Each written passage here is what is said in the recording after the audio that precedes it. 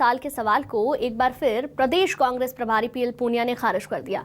News 24 Madhya Pradesh Chhattisgarh से खास बातचीत करते हुए उन्होंने कहा, बहुत अच्छी तरह स्पष्ट किया जा चुका है कि ढाई साल जैसी कोई बात ही नहीं है। इन सब मुद्दों को लेकर उनसे खास बातचीत की हमारे पॉलिटिकल एडिटर रुपेश गुप्ता ने।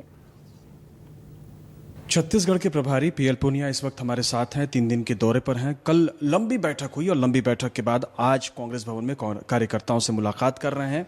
पीएल पूनिया साहब, आपका बहुत बहुत स्वागत है न्यूज़ 24 पर। सबसे पहले तो मैं ये जानना चाहूँगा कि जो कल बैठक हुई, पहली बार आप लोग इस कम से कम 5 साल में अलग अलग संभाग में जा करके वहाँ पे बैठ के करना तय कर रहे हैं। जो सबसे महत्वपूर्ण बात कल की बैठक में निकल करके आई, वो क्या आज बात थी? देखिए, एक तो कल पहली बार रायपुर से बाहर निकल के और अन्य संभाग में दुर्ग में वो बैठक का आयोजन किया गया। प्रदेश कार्यकारिणी की बैठक थी और इसमें मुख्य रूप से संगठन की, क्योंकि बैठक थी तो संगठन की ही चर्चा होनी थी। और कांग्रेस पार्टी की तरफ से पूरे हिंदुस्तान भर में सदस्यता अभियान को शुरू किया गया, जो कि 1 नवंबर से 31 मार्च 2022 तक वो होना है। और उसके बाद अप्रैल से लेकर आगे तक अगस्त सितंबर तक कांग्रेस पार्टी के संगठन के चुनाव होने, जिसमें ब्लॉक कांग्रेस कमेटी के अध्यक्षों को उनकी समिति का भी चुनाव होना है, जिला कांग्रेस कमेटी के अध्यक्ष और उनकी समिति का चुनाव होना है, प्रदेश कांग्रेस कमेटी के अध्यक्ष और उनकी समिति का चुनाव होना है, और राष्ट्रीय अध्यक्ष कांग्रेस प्रेसिडेंट उनका भी चुनाव होना है, CWC का मेंबर्स का चुनाव होना है। तो ये शेड्यूल भी निर्धारित है, ये भी उसको पूरा एक्सप्लेन कर दिएगा। उसके अलावा राजनीतिक लड़ाई तो इलेक्शन के दौरान होती है, और इलेक्शन कोई प्रदेश स्तर पर या जिले स्तर पर या ब्लॉक स्तर पर नहीं लड़ा जाता, वो बूथ पर ही लड़ा जाता है। तो इसलिए बूथ को मजबूत करने के लिए ये भी कल बहुत विस्तार से चर्चा हुई, किस तरीके से इसको मजबूती से खड़ा करना है, और काफ़ी उसकी प्रगति, बाकी सबसे प्रगति लेके, तो ये भी एक था। और फिर जो आपस में विधायक और संगठन के बीच में सामंजस्य स्थापित करके और कांग्रेस पार्टी को मजबूत की हासिल करें, तो ये सब चर्चाएं थी सब। और जिला कांग्रेस कमेटी के अध्यक्ष लोग हैं, वो भी सब मौजूद थे। फिर प्रदेश कार्यकारिणी के सभी पदाधिकारी वो मौजूद थे, उन्होंने भी अपनी अपनी बातें रखी, तो उसमें विचार विमर्श रहा, बहुत अच्छा रहा। अच्छा, एक और चीज़ कि हाल के दिनों में, पिछले कुछ समय से कांग्रेस में नेताओं के बीच में जो गुटबाजी है या आपसी खींचतान है, वो पब्लिक फोरम में नज़र आई है। इसको लेकर के कल मुख्यमंत्री भूपेश बघेल ने भी बैठक में शायद चिंता जाहिर की है। तो इसको किस तरह से इसको निपटा जाएगा? क्या इसको लेकर के कुछ मंथन हुआ है? देखिए,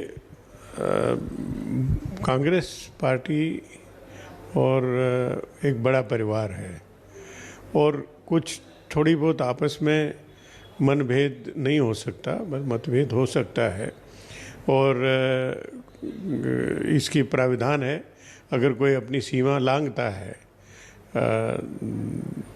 तो उनके खिलाफ कार्रवाई करने का प्राविधान है, नोटिस वगैरह देके अनुशासनिक कार्रवाई करने का प्राविधान है, तो वो है। लेकिन कोई ऐसा गंभीर कोई मामला मैं नहीं समझता हूँ कि बहुत है। अच्छा, एक और चीज़ की इसी से लेकर के एक बड़ी चर्चा की, हालांकि आपने इनकार कर दिया है कि ऐसी कोई बात नहीं है।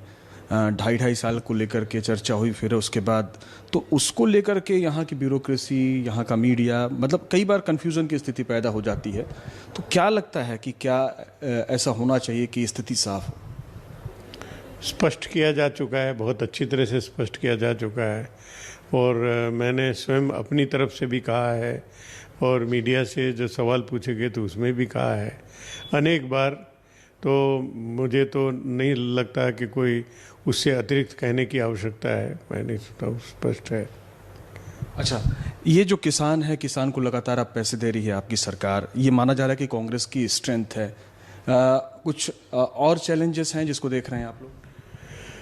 नहीं, किसानों को कर्ज माफ़ी हुआ, 2500 रुपया प्रति क्विंटल धान खरीदी हुआ, और भी जो किसानों से ही इसको लाभान्वित होते हैं वो हुए। आदिवासियों को के लिए बहुत कुछ किया है। आदिवासियों की ज़मीन पहले एक्वायर कर दी गई थी 10 साल पहले, 15 साल पहले, और उसमें इंडस्ट्री नहीं लगी, उनको वापसी करने का है।